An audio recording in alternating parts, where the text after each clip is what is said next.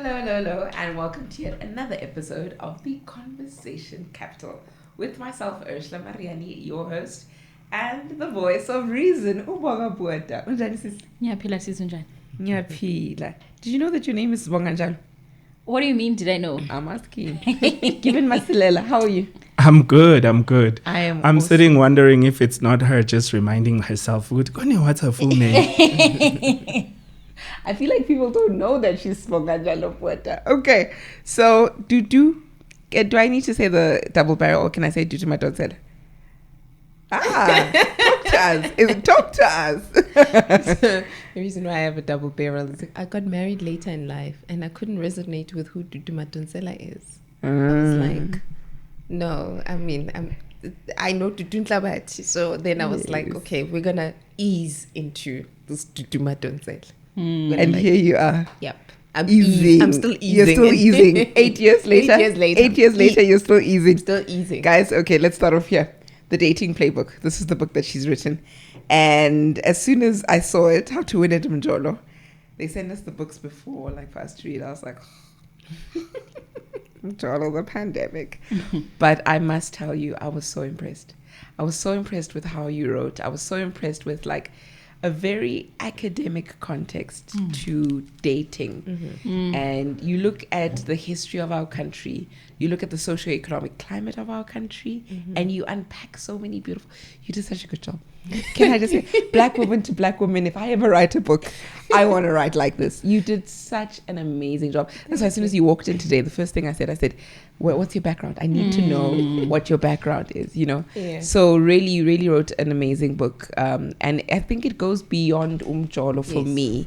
The Dating Playbook really sheds light and really, you know, gives insight to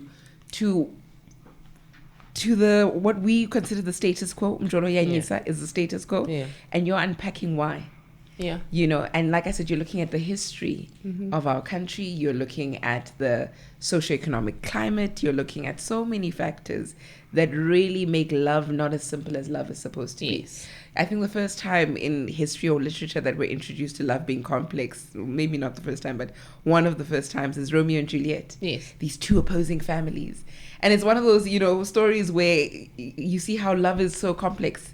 Yet it's supposed to be a simple thing. Boy meets girl, boy likes girl likes boy, and they get married and fall in love. But that's not the case. We've learned that there are families involved. You know, Shakespeare's the first one to say, hey, what about families hating each other? And then, you know, everybody keeps evolving. There's you quote a certain, and I'm rambling, but I was so impressed. You quote a certain researcher who discusses the different attachment styles. Yes. And then there's the guy who does the love languages. And it's like, oh my goodness. Can I just jola and be in a healthy, beautiful thing? But just learning how many factors are involved. Yeah. And this is what you've done. I'm going to stop.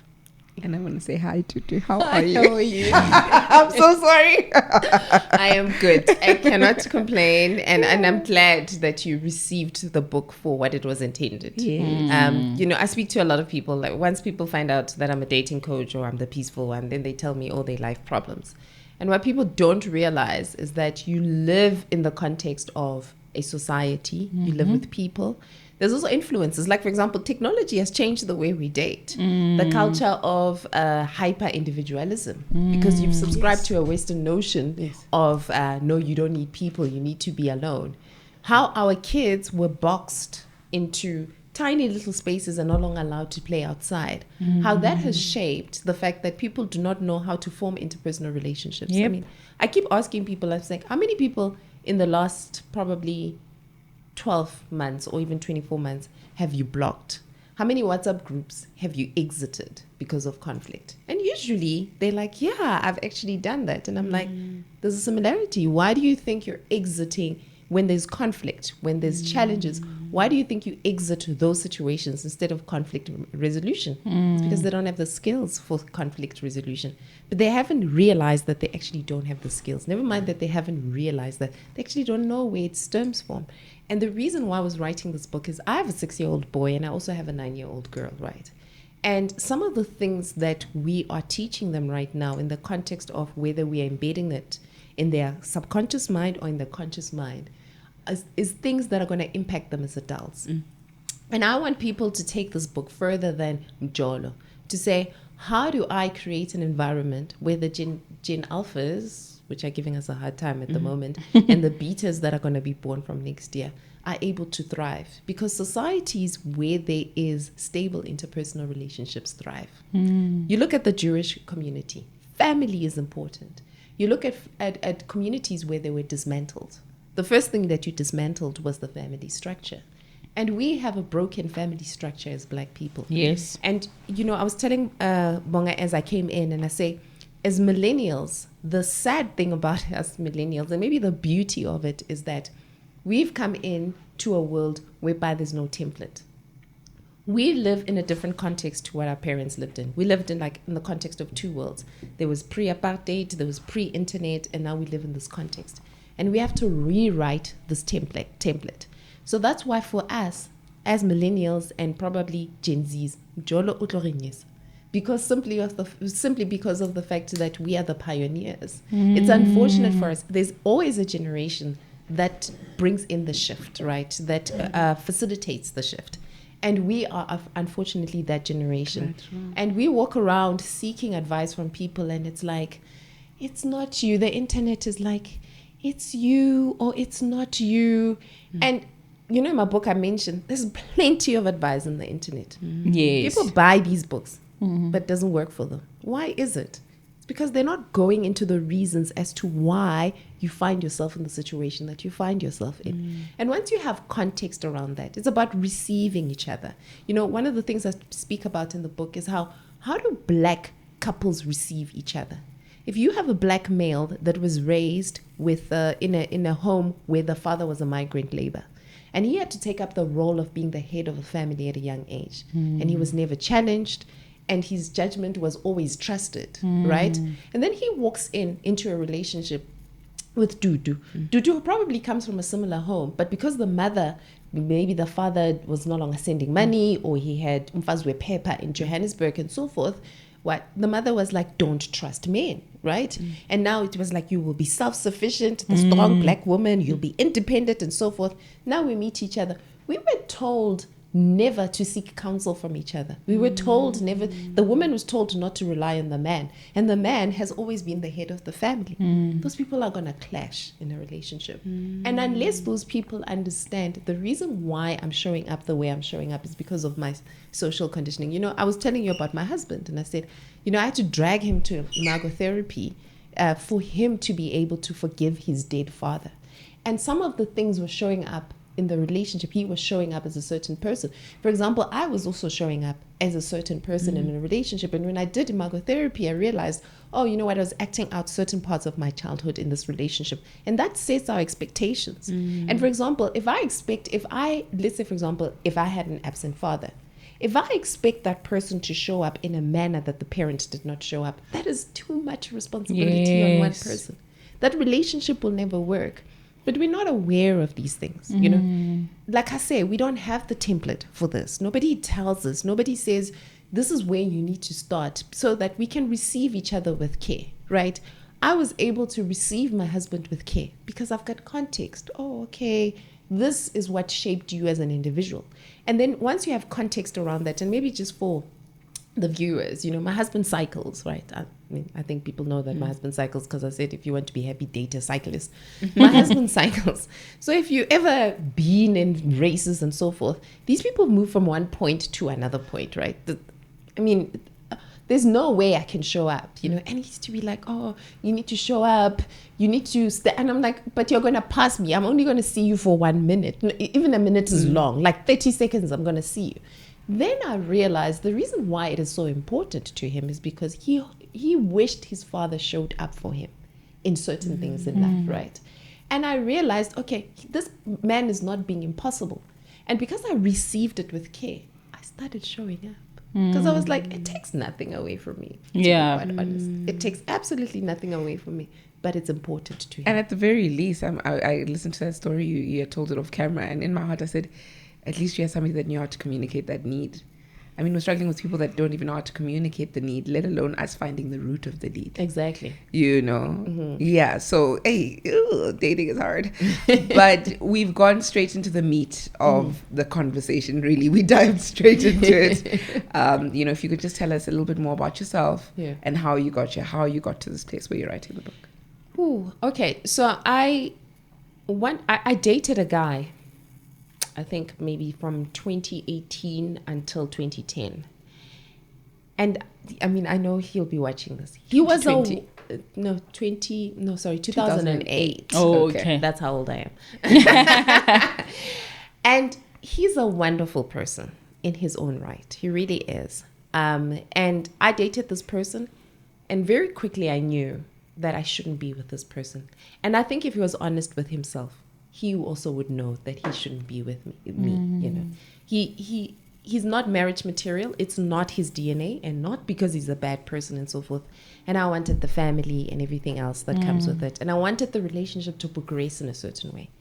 And one day I woke up and I looked at this guy and I thought, why are we here? Like, what am I doing with myself? And for a while, I was angry at him, and I was like, oh, you didn't take the relationship to where I wanted to be. You didn't show up in a certain way. You didn't do this.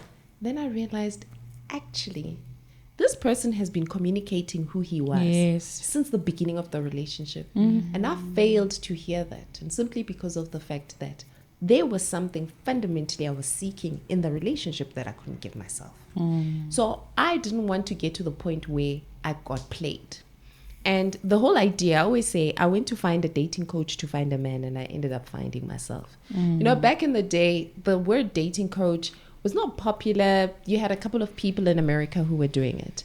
So you would go and see somebody like, for example, who taught you about the art of attraction. You know, you would go and see somebody who taught you something about being a pickup artist and so forth. But I was so interested in the human behavior that I took up all these courses, whether they were online or I was physically going to these particular courses. And then I started sharing my dating experience on social media, and especially on Facebook. And then people were like, oh no, I applied this tactic and it worked. And they started calling me Dear Sis Dudu. And for a while, I used to call myself Dear Sis Dudu. And radio found me and TV found me. I used to give dating advice and so forth.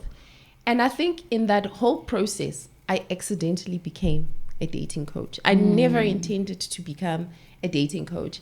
And then I was a housewife for like 8 months. I was doing my MBA. I was like, that's not a housewife, that's a break between duties. I was doing my MBA, and I used to record my videos on TikTok, and then I'd put them on Instagram. And I forgot one day to make the video that I recorded on TikTok private. And then I came back to 5,000 views, and I was like, okay. And then I started giving my very unhinged dating advice. Like, my dating advice is, what I've realized over the years is that people need to hear the truth. It needs to go for it to go in deep. 10 steps to... it doesn't work. That's what we found. If you look at really, really good dating coaches around the world, they do not mince their words. They know how to adapt their messages to certain audiences. There are sometimes where you deliver with care, and there's sometimes where you need to be honest. And I started giving unhinged dating advice on TikTok. And I remember my first unhinged dating advice. The people were ready to murder me. But they kept coming back for more. And I was like, okay, so the strategy is working. And they kept on saying, you have no peace, you have no peace. And then I started calling myself the peaceful one. And then Jonathan Ball found me and said, could you write a book about dating? And I said, perfect. And I said, you know what? I don't want to teach people how to, and no offense to dating coaches out there, there's 10 steps how to find a man, 10 steps how to make somebody happy. Said those things are not useful, to be quite honest, right? Because also dating is within the context that you find yourself in. If I had to be a dating coach today and they took me to Nigeria, I need to live in Nigeria for a year before I can even give Nigerians dating advice, because it's in the context of the environments that they live in. And for me, I wanted South Africans, because I believe I'm here to propel mankind forward. I really believe that my gift is around healing. If I'm not healing broken hearts, then I'm healing the healthcare system. But I wanted to give South Africans the gift to say, we are at a point in our life where we need to transition as a society. We transitioned from apartheid, we got our freedom, and it was like, hey! And now it's like, who are we and how do we move as a society? And so many interesting things are happening. We find ourselves in this process of change. And I said, we're neglecting the importance of family structures. And family structures start with interpersonal relationships, people liking each other and dating. We attend to these things from marriage counseling, but there's a whole process before that needs to be attended before people even get to the point where they get married. And I wanted to give people that context to say, how do I help you understand yourself? And how do I help you understand yourself in such a way that there's scientific knowledge behind it, and it's also in such a way that it resonates with you from a South African context perspective. And that's how really I got to here and how I got to the book. Let's chat about family structure. You start off the book pretty much discussing the importance of family structure in building communities and societies eventually. And it's so arguable in a place like South Africa, what might seem like 1 + 1 or common knowledge. There's a specific friend of mine, whenever I come across any video that talks about the numbers around how children that grow up in two-parent households do better, they're more confident, this and that. These are some statistics that you also share in the book. I'm always like, you see, because it becomes a very touchy argument, because that is not the reality of most South African households. Most South African households, people are sitting in either single mom, some single dad. The point is separated families, and so when I looked at that, I was like, let's rehash why this is important. So, and I'm going to take it a step back. Sorry, can I also just say, as I'm adding on to, can I also add on to, because we're living in this era where it's almost like you need to celebrate hyper-independence and singleness is celebrated. That the idea of wanting to raise your child in a two-parent household and to be in a functioning thing it feels almost outdated. An outdated concept. So sorry, I just wanted to add that layer. And I think we need to, so there's 2 layers to this argument. So there's the stats. The stats are showing throughout the world. People who are married tend to earn more than single people in the long run. People who are married, especially when it comes to sharing of responsibilities, tend to do well in life because of that. The stats are showing also in terms of kids who come from two-parent households and kids who come from one-parent household. There's that part. And then there's the part of the knowledge of our ancestors. And because we have an interrupted history, there's some knowledge that we just never took along with. And it's not because we rejected it, it's because we have an interrupted history. So the other time I was looking at, one creator was talking about polygamy. And he was asking, why doesn't polygamy work as well in this context that we find ourselves in? So our ancestors knew that in order for a community to thrive, a family must thrive. And hence why, when you look at polygamy back then, people think that it was the men who pushed the agenda of polygamy. But there actually were women who wanted to enter into polygamous situations. There were men who used to go to war. And when they used to go to war, some of these men would die. As a woman, you were not allowed to inherit land. You couldn't inherit anything of your father's and your husband. So it's Dudu, and she's got 2 kids and her husband is gone. It's of the interest for me to be tied to a man in order for my kids to thrive, right?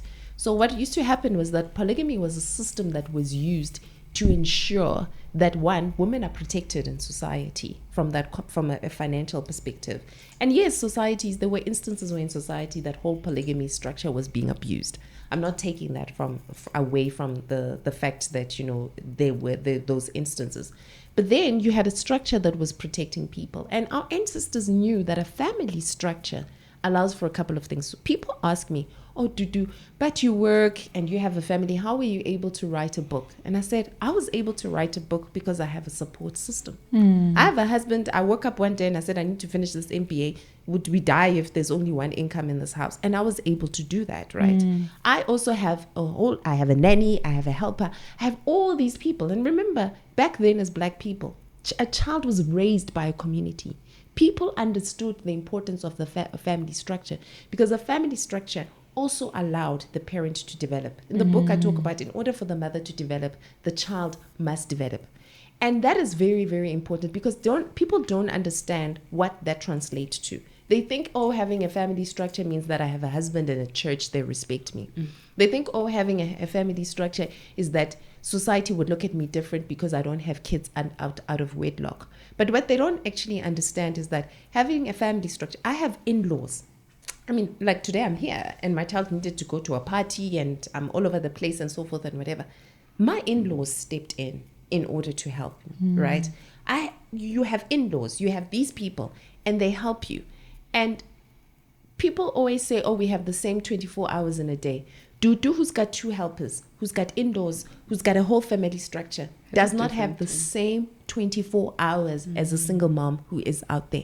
And I'm not saying, and I understand in South Africa, there's a lot of people who did not choose to become single moms. If it was up to them, their child would be born in a structure. And it's because of the fact that we have a lot of damaged people coming together.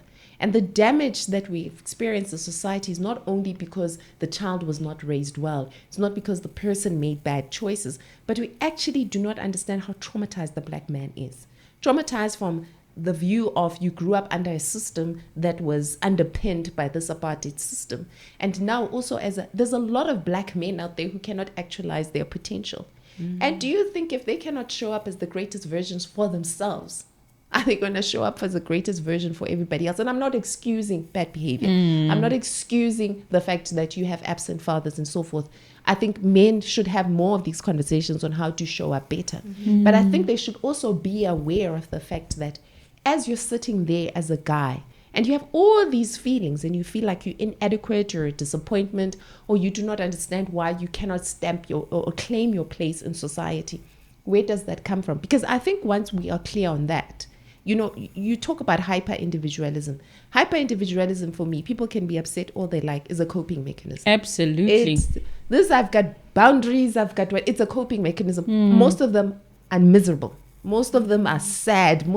It's a coping mechanism. And people don't ask themselves, why am I resorting to this coping mechanism? It would be interesting if South Africa was growing at double digits since the Thabo Mbeki era. Would we have as much mental illness as we have right now? Would we even have subscribed to the culture of hyper-individualism?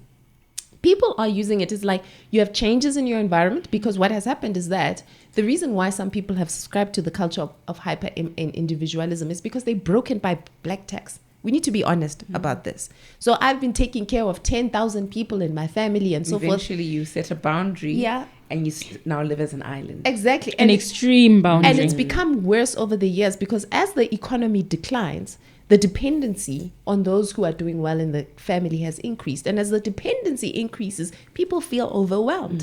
And then they say, okay, this is going to be my coping mechanism. I think there's that sense of awareness. I feel like we are touching on these conversations, but we're not having these conversations deep enough. I think we need more, I'm of this view that 10 years from now, we'll probably have coaches for different things. Coaches for friendships, coaches for dating, coaches for this. Because I think that there's a couple of people here who have this gift to decipher human behavior. I think my gift is around interpersonal romantic relationships, but there's somebody else who can decipher it from another perspective and so forth. And I think we need to facilitate more of these conversations, because we have so much to learn. Like I said, we don't have a template.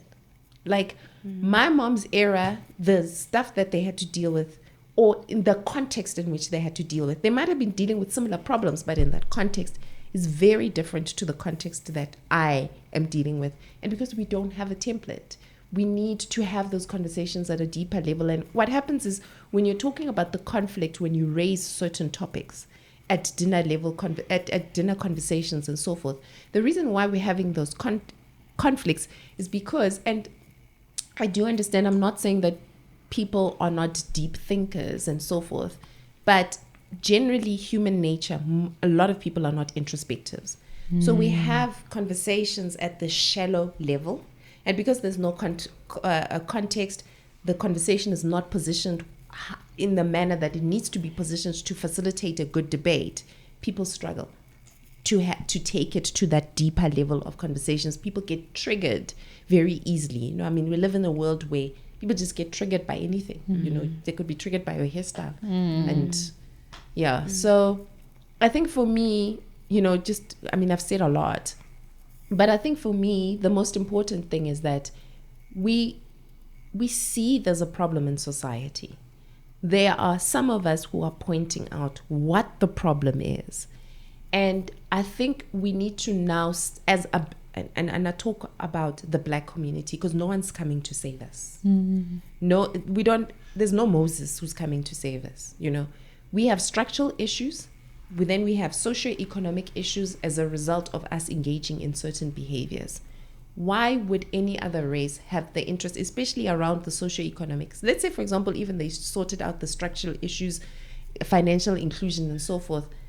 We still have those issues that you see on trash TV, right? And those issues reside within family structures. These are not, when they go and visit people, they're visiting people with family structures, and the issue resides there. Why would somebody of a Western descent come and save us from that? What is that interest to that person to save us? And why should they even save us from that? We need to save ourselves. And we need to start having these conversations, because I think the prosperity of the Black child, the ability for the Black child to thrive, lies in the ability for that child to have a sense of identity. And that sense of identity is going to be anchored by the family that you come from. And we are seeking identity right now. That's why we're going back to African spirituality. You know, people are going back to church. It's all in an effort to seek an identity. But there's no point in you subscribing to all these spiritualities and whatever. But when you walk into your house, into your family is broken. And you're not addressing what is breaking this family. How am I contributing it to how am I contributing to this? What are the other things that are contributing to this? We need to get to that point. Like, I feel like I'm preaching, but we need to get to that point, because if you look at all the other races that are doing well, or groups of people that are doing well, they're doing well because they have a sense of identity, and their marriage rates are much more higher than ours. You know, something that I really struggle with, one of my biggest things has been really around modeling the next generation, and as a result for me, like, parenting is like the biggest job you can ever do, and I've never felt ready for it. And I've never met somebody that I felt this is somebody that I can model good behavior with for a future generation. And now I'm at this place where I wonder if, like, have I put too much textbook to this thing? Is it really as complex as we're discussing it to be? I remember one day I was working at a store. I was a store announcer at a store, and the cashier was pregnant with her second child, and we were the same age. And at the time I was 25, 26, and I just didn't understand what she was doing with her life. I said, I had, maybe the first one is a mistake, but the second one, that's a choice, baby girl. And I said, how are you managing? She said, what do you mean? I said, like, how are you managing to make a child? And I remember she mockingly said, oh, does a child need money, or does a child need a sperm and an egg to be made? Like, let me know. And then I realized, like, I had stepped on Dikon Sinyana. But that statement has never left me, in the sense that I saw how we see things differently. And that sometimes an overly academic, overly engineered approach can actually just stop you from just having the baby, or just doing, you know, whatever.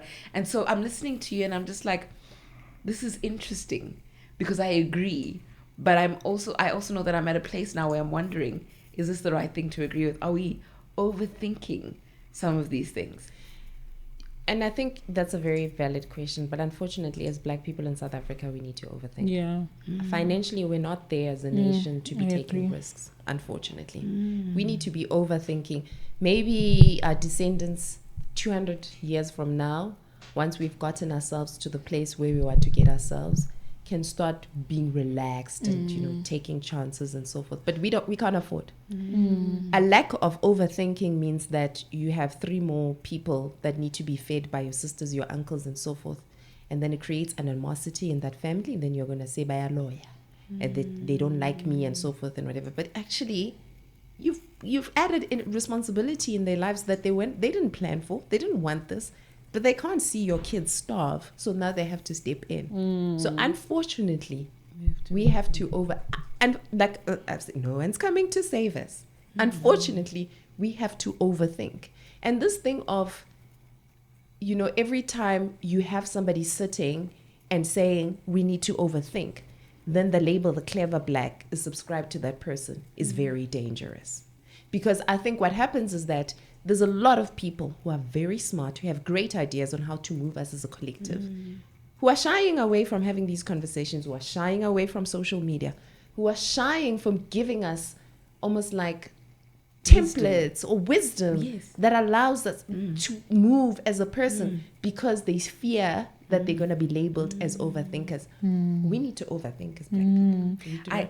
You know what? It's 100% right. Like, as you're saying it, at the end of the day, we're the society, we're the community of people that are just not doing well on all fronts. Exactly. On all fronts.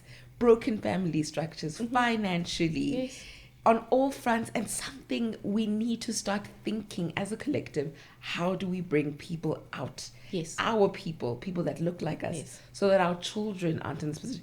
I mean, I have these conversations with my friends all the time where we envy, I'll even say like Islamic communities that, families at the center, their businesses are thriving. And you even know there's these two townships in the Val, very close to each other. One side is Restaval, the other side is Roshni. And Roshni is Restaval is the colored people. Roshni is the Indian Muslim sort of community. Both of them townships. And you can see the difference. As soon as you enter into Roshni, the first thing is this boom gate and security. Yeah. Right? Entering into a township. Who would think to gate a community, a township community? But that's what these people have done. So it's so evident that these people are doing something collectively and not moving in silos. There's something that we need to emulate and something needs to be done. There's a part in your book where you say, I loved it, blame apartheid for your singleness. Because I was like, Kicholo, man. Kicholo, man. Aren't you a bit young to be blaming apartheid? Listen, I hung on to it. Don't take it away from me. Thank you.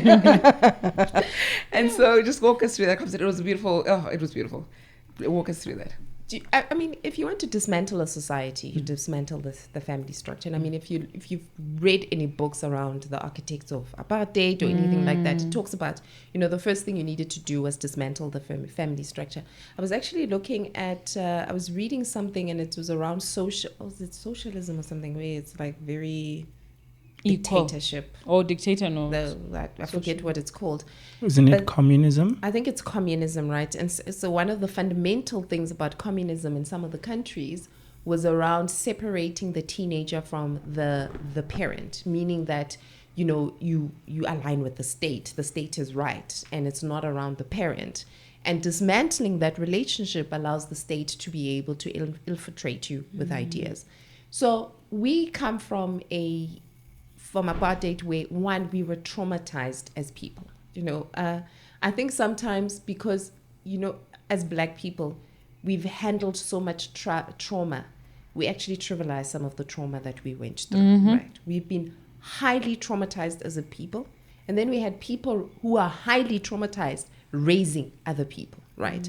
So some of the traumas has been projected to us as, millennials, Gen Zs. I'm not sure if Gen Alphas watch this, but, that has been projected to us, right, as people. We haven't healed as a nation. We didn't have the resources to heal. We didn't even know what we needed to heal from in some instances. So that's one. And that trauma has translated, a traumatized person is, you're more likely to take out your frustrations on the people you're closest to. And that trauma is then projected to the people that you're close to. Then we wonder why our families look the way they do. I do not know any one black person where they say, oh, our family is so united. People talk to each other and so forth. And whatever. All of us have aunts who hate each other, uncles who hate each other and so forth. But if you look, like I was looking at my family, I hope my mom never sees this episode. But I was looking at my mom's side of the family and there's this drama that's happening. And if you look at it, it's really unnecessary drama. But if you look at why, especially the people who are at the center of the drama and who are creating the drama, a lot of them are operating from a place of trauma. You know, some of the things they did really hurt my mom, but I'm able, and my mom was also able to forgive them because I went past they are doing this. I was like, actually, you're a highly traumatized person. To a point, some of them, if they came to me and said, pay for therapy, I would for the sake of the family, to be quite honest. And then we're projecting this into our families. And when I say blame apartheid for that, is that as a result of apartheid, a lot of things have emerged or come through from that system and have translated in some of the things that we see in our family. And you behave in a certain way. Like, for example, migrant labor system. The guy who does not want to be questioned by a woman because he was raised as the pedestal of the family. And yet to be elevated to that because he was the first boy son who was going to protect the family. Blame apartheid for the fact that you do not understand that you need to be held accountable. I know people are going to be like, oh yeah, you know, but people grow and see the world and so forth and whatever. But if that is embedded in their subconscious mind, right? And we move differently as people. There are some people who are going to be hearing some of the concepts I'm talking about for the first time in their whole entire life. And there are some people who are going to be building on what they know, and then some people who know what I'm talking about and so forth. But I really do believe that, you know, we must not trivialize the impact of apartheid. And I'm not saying that we must go and hold people accountable and say whatever. We're doing that in some shape or form and whatever.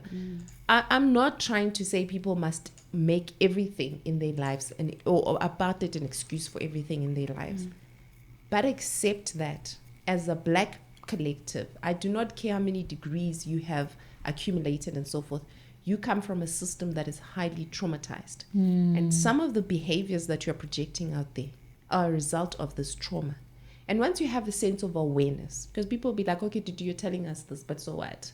But once you have a sense of awareness as a person, you are able to self-regulate. You are able to self-guide and say, oh, actually, I'm behaving like this because this is an indication of some underlying trauma or whatever. Or I have the belief, like, for example, oh, do you need a sperm and an egg to make a baby, right? And whatever. We raised babies. First thing, we lived in places where human beings shouldn't live. We raise babies with resources. Like we're raising babies with resources of under $1 a day, where no baby should be raised. We've normalized that. You know, we've normalized that for ourselves. Something that another person imposed on us because of the fact that they wanted to kill our self-esteem, and they wanted us to believe that we are not deserving as people. And what we've done is we've normalized that, and we carry it as if this is normal, and it's not. Actually, that statement that she's made is not normal, baby girl.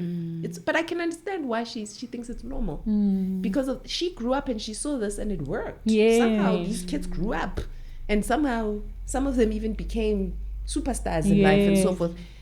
But that's not how humans are supposed to live. That's not how humans are supposed to navigate life. It's not normal.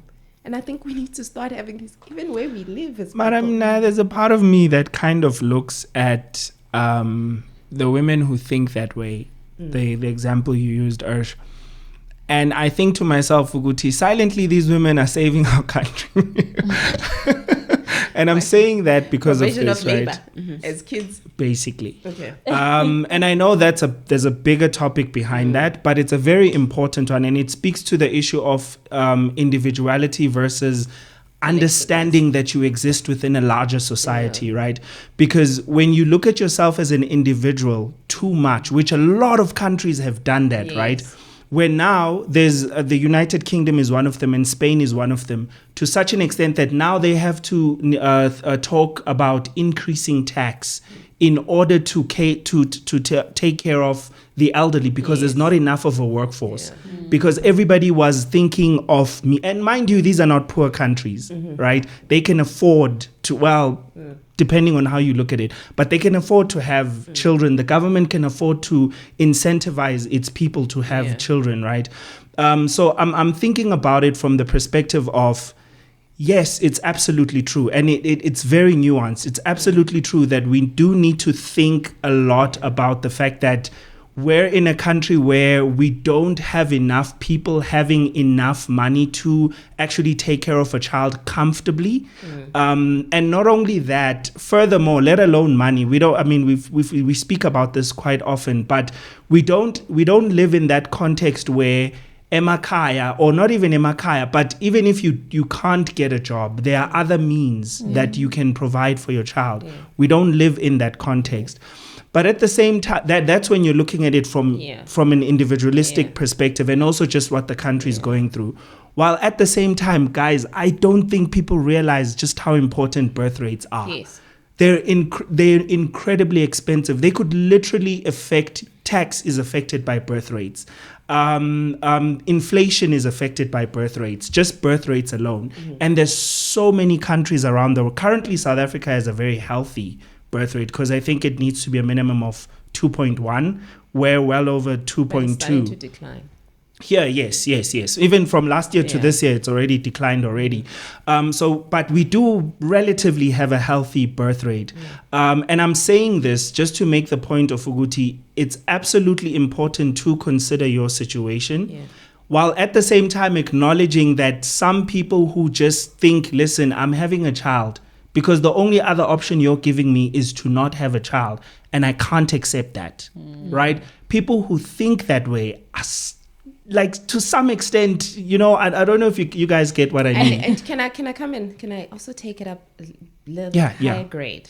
So I work in the policy space, right? In the health policy space. So, and the thing around policy is that, you design a policy with an intention of a certain outcome. So for example, in healthcare, you would design a policy and you would say, I want to achieve certain outcomes, right?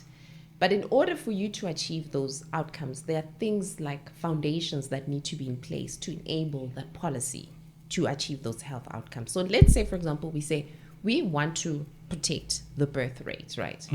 We have to have certain foundations in place in order to ensure that when people have kids, one, they have an environment where they can have a Those child. Kids, And they and you are quite clear in terms of this workforce that I want, and then I hate using the word workforce. I know what you There's mean. more to people than just being workers, of Yes. But this type of citizen that you want, in South Africa, one, you want a person who has, from a mental health perspective, who's sound-minded, because there's no point in bringing these babies and saying, okay, we want an outcome, we want a workforce of this much and so forth, but they are damaged. Now you have to invest in correctional services. Now you have to invest in other things that are adding an expense to the system. As much as you're chasing these outcomes, but if these foundational things are not in place, and coming back to the conversation around birth, for me, and this is my view just around Black people, there's certain things that we need to have in place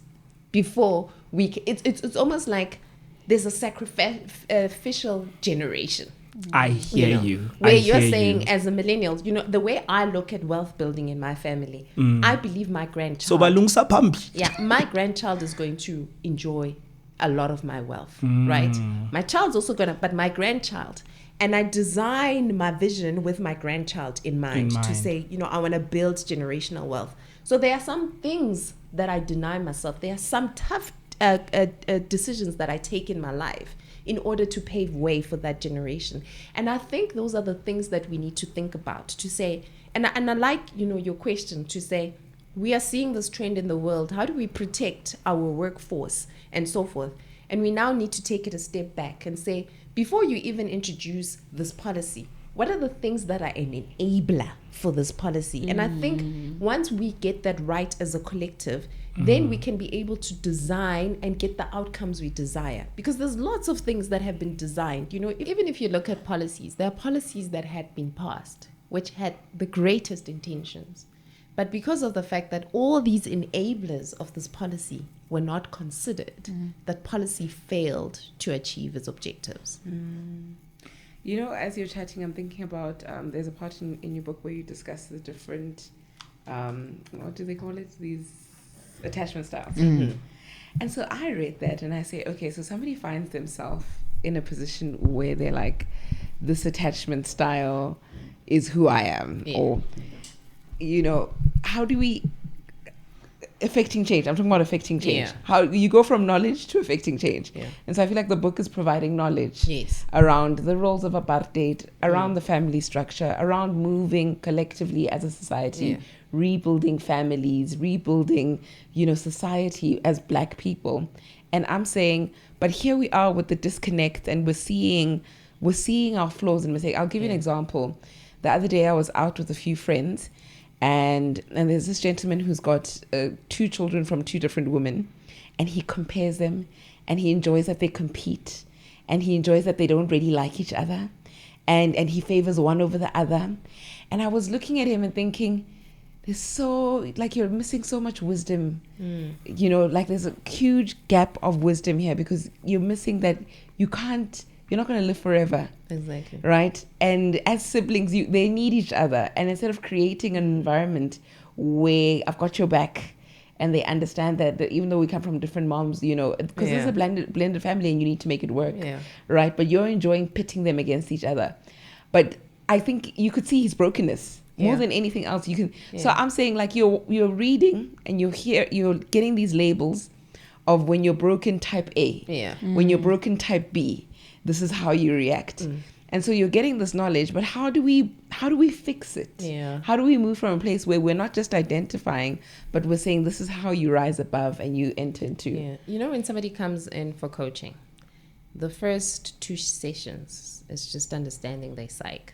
And there are some people I send for therapy who I'm like, you cannot see me until you go and see a therapist. I think what we also need to learn as Black people is that it's okay to seek help, this professional help. And I think most of the time it's sometimes it's a resource thing. So people want the help, but they don't know where to start, or they don't have the resources. Or I think the way help has been positioned in our society is as such that you are failing, and hence now you need to go and seek help. It's almost like positioned as you should know this. The fact that you do not know how to fix your life, how to fix your relationships, how to fix all these things, there's something fundamentally wrong with you. Yes. And for me, the reason why I wanted people to be able to identify, like you say, to be able then to take it a step further, to say, oh, this is me, right? And then to read up on, and not just my book, I mean, the resources that are available on the internet, and say, how do have other people fix this problem? And some of it is a therapy problem. There's no amount of dating coaching that you're going to get if you do not have the foundational work that is done by a therapist in order to enable you to move past that. So I'm a big believer in therapy. And just to add on therapy, different therapies work for different people.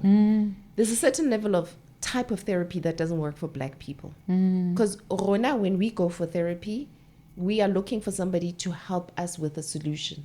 There are some people just sitting on somebody's couch and talking about their problem does not work. That therapy doesn't work for me. There are some therapy, like for example, for me, imago therapy, where it's action orientated. Also, men respond to therapy different to how women respond to therapy. And I want to tell people who are probably you're a couple and you're struggling. Sometimes not that the guy doesn't want to go to therapy. It's the type of therapy you're taking to him too that does not resonate with him. And sometimes it's a trial and error thing. In people going through different therapists to say, actually, this style resonates with me. Sometimes as Black people, we need a therapist the same color as us, or who understands our dynamics in order to be, because, for example, I can't go and have a therapist say, oh, but your mother-in-law needs to sort herself out. It's your life, I'm a Black, there's family. Like, I'm a Black person, I cannot throw my mother-in-law and be like, oh no, I don't boundaries, agree with this. There's a certain level of integration that needs to happen and so forth. And sometimes you need somebody who's going to be able to resonate with you.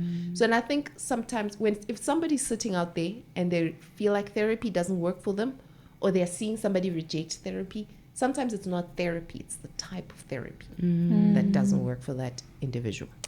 Something that comes up often when we're talking Mjolo is the transactional nature happening these days. What's happening? It's because we're not growing at double-digit growth. So if you look at the blesser culture, if you look at the e-wallet culture, in the Indoda must and so forth and whatever, even the high-value women, those ones are my favorite, right? I love them. I actually love them. So if you look at if you actually look at the blesser culture, if you pin the decline in the economic activity, or the slow growth in the economy, and you look at the rise of the conversation of the blesser and the acceptability. So we've always had blessers and transactional relationships, but somehow it's become acceptable over the years. Absolutely. You can be able to pin these particular two things and say, oh, okay, we can see this. The high value woman for me is very interesting. Women went through an era of over-sexualization. And for me, I also believe part of that over-sexualization was to be able to, in any society, because we still live in a patriarchal society, men are more likely to earn more than women. Even in South Africa, you see right now where a woman is more likely to find a job, especially in corporate, than men. But in terms of the income inequality, there's still an income inequality between the two genders and so forth and whatever. So in some instances, women were like, a transactional relationship is what I need in order to be able to navigate life. And what they did is that they over-sexualized themselves on Instagram. It was bums out on Instagram and so forth. Yesterday, I went to look at a couple of influencers. They are dressed, from top to bottom, they are dressed. And why? I have a theory, and this is my theory. I believe that we all know there's a shortage of blessers. As the shortage of blessers started increasing, the corporate guy became interesting, right? I have a friend of mine. He's a corporate guy, and Jesus, he's having the best time of his life. I'm like, since when a corporate guy is popular? And what has happened is that in order for these women to differentiate themselves, one, you have a blesser, whereby there's a shortage of blesser, and everyone is naked. So I need to be able to differentiate myself. And you also have the corporate guy who needs to take you to work events. He's not going to take a half naked woman who's on Instagram and it's bums out and so forth and whatever. So in an effort to differentiate themselves, and sometimes it's a survival mechanism, right? Because of that income disparity between the two genders. As an effort to differentiate themselves, I believe we saw the rise of the high value woman. I know some people will disagree with me. Define the high value woman. These are women. So, if you've been in dating coaching, there's always been this notion of you become a high value woman, meaning that you become the best version of yourself, and you're not just accessible to any Tom, Dick, and Harry. Okay. So now you have people who give classes to become high value women, and you can't really teach somebody to become a high value woman, because you become the best version of yourself, and you define your standards, and then you live up to your own standards, right? And whatever. So I could give you 10 steps on being a high value woman. That's my standards, right? Ursula has her own standards, right? But being a high value woman, whether you earn 10 cents or you earn 1,000 rands and so forth and whatever, if you are true to your essence as a person, you become you just vibrate at a different level, and you're able to attract the things that resonate with your spirit. But what you're finding is that people aren't doing that as a self-development, in my opinion. A lot of women. There are some women who are doing it as self-development. I want to become the best version of myself. But a lot of them are not doing it from a self-development. It's an effort to position themselves in the market and to be able to attract a certain type of lover. That's my controversial theory for the day. I have, it's purely anecdotal, right? And I'm curious as to, the only reason I feel comfortable asking you this is also because you're quite, let me rather say you seem to have an unbiased, or as possibly as you can be, approach to this conversation around Mjolo, right? Do you think that because men are always at the forefront of the conversation of men suck, right? Men are trash. Men are always at the forefront of being predators. Men are bad. And so many things that have to do with relationships and dating center around how indoda will betray you, indoda will do this, indoda will do that, which nobody denies, right? We do have that problem, even if we speak beyond just our context, that exists. But I have a question of, do you think that to some extent, because men are the easy ones to point out as being the bad guys, that somehow, and I don't know how to ask this, but somehow women are not taking accountability for their lives. Exactly. Like, it makes it so easy for you to be able to say, it has to be his problem. Like, it has to be him who's the issue, because that's what everybody says. So these women are bazenzi. So look at our culture. You fall pregnant, and then when you fall pregnant, Sibiza, and the rightful word is intlawulo, which has been taken out of context. The girl is damaged. So we've lived in a context of the misinterpretation of culture. And I'm going to say misinterpretation because if you look at the word intlawulo, it's much more deeper than that. Whereby pregnancy happens to a woman. These things happen to a woman. But also because we lived in a culture whereby women could not fully participate in the economy. There was a great dependency on men, you know. And that reliance of men, it was easy for the woman to be seen as the victim, and simply because of the fact that the guy was in the position where he could abuse the power that he has in this relationship. So we've been socialized like that. And going back to my initial point to say, we need to understand why we behave the way we behave. We've been socialized like that as women, right? You cannot expect me to live my life at 20 whereby pregnancy happens to me, and then at 30 I must feel empowered. And all of a sudden, overnight like that, right? It's through these conversations and a sense of awareness where somebody's looking at their life right now and saying, oh, this is happening in my relationship, I'm blaming the guy. Could it be because I was raised with the belief that things happen to me? I do not actively participate in my life. It's like you were mentioning earlier with church. If there's one thing that is constantly preached at church is that women be careful because boys want. It's as though women never get to a place where they desire men and they do things to get men. You know, I know someone personally who went to university, a guy, we all finished high school, then they went to university, and a 26-year-old woman was basically, I don't know what sleeping with him, you know, and she's a working woman. She's finished with varsity. She has a car. She's begun her career. And here's an 18, 19-year-old guy who just came out of high school. Exactly. And that's the person that she chooses to sleep with. Yeah. Right? Sure. We are running out of time. And like it's question on question on question. And I know we're all invested in this chat. I don't think there's anybody that doesn't pause when they see the word Mjolo. It's like, yeah, man, that thing is also clapping me. But, you know, if you are to give us a parting shot and just around, I want to know, in an attempt, because we're talking about fixing society. We're talking about fixing the Black family unit. We're talking about, instead of drawing hard boundaries, learn interpersonal relationships, learn what it is to forgive, learn what it is to move past conflict, learn conflict resolution. That's really like, you know, what this episode has been centered around. And my last question to you is, what's enough? Or where does this now become abusive? What's the drawing point where we say, in my attempt to keep this family unit together, but this man is not changing, this man is not learning, or this woman is not changing. You see what I did there? I included you. Yes. Yeah. At some point, it needs to be reciprocated. And because we're at a different level of consciousness and maturity, it might not be reciprocated in the same level. So you might be giving 60% and the other person is giving 30%, but they have to give. If you're constantly giving, and the other person is not coming to the party, you know, people always say, how do you know my marriage is over? And it was like when the other person has no aim to keep the marriage, then you're just wasting your time because you're working towards a goal that the other person is not working towards a goal. So I feel like if that person is also not making the necessary changes to meet you halfway, or to meet you, 30-40% of the way, because I'm trying to show people it's not as simple as if I do A, they'll do B. You know, they might do A and a half, but they're still moving, and we're still moving.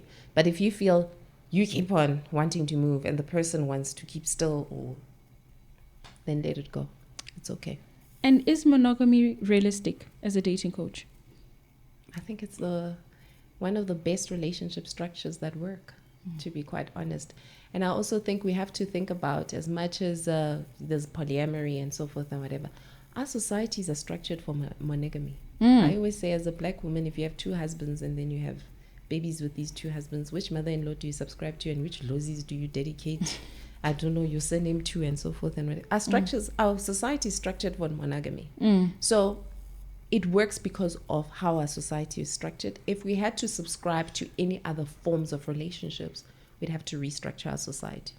And that's why we're struggling with polygamy, because we went and structured our society towards monogamy. And back then it was structured to facilitate polygamy. And if we want to get back to that, there's no right or wrong. I have a preference. I still say one person is good enough, but there's no right or wrong. But the reason why we're struggling and it's not working as a society is because the whole entire system is structured towards monogamy. Monogamy. Thank you. Yes. Yo, thank you so much, Tutu. Thank you. That was fun. Yeah, it really was fun. I know I deviated to other deeper stuff, but No, but it was good. It was good for us. That was today's episode of The Conversation Capital. Don't forget to share some love in the comment section, and most importantly, like, share, and subscribe. For now, though, goodbye and God bless.